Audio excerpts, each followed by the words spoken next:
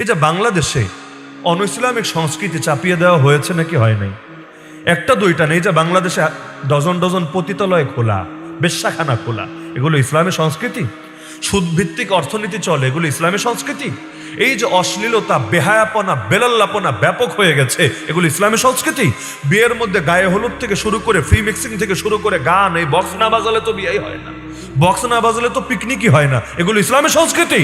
এরকম কত উদাহরণ দেব আপনাকে। এই যে অনইসলামিক সংস্কৃতি এই দেশে ছড়িয়ে দেওয়া হয়েছে, এগুলো তো রাজনৈতিক শক্তিকে কেন্দ্র করেই ছড়ানো হয়েছে, কারণ সংস্কৃতি তো রাজনীতির পিঠের উপর চলেই ভর করে। তাহলে এই যে যতদিন পর্যন্ত এই ধারাগুলো চলবে, এখন বাহ্যিকভাবে এমনটা কি মনে হয় না যে যদি কিছু ভালো মানুষ নেতা হয় তাহলে ভালোই তো বটে?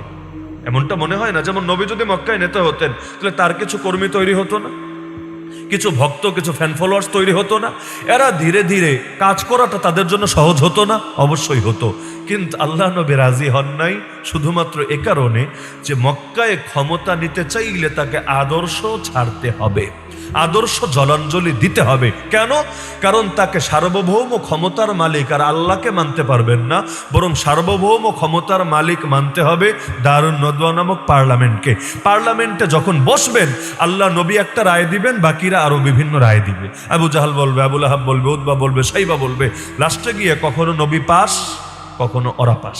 বেশিরভাগ সময় যেহেতু ওদের পাল্লা ভারী, বেশিরভাগ সময় ওরাই পাস, ওরাই পাস। তাহলে দেখা যাবে নবীর সাইনবোর্ড ঠিকই ব্যবহার হবে, নবীজির সাইনবোর্ড ঠিকই ব্যবহার হবে, তো দিন শেষে ফায়দা লুটবে ইসলামের বিপক্ষে শক্তি, উল্টা সাধারণ মুসলমানরা মিসগাইড হবে।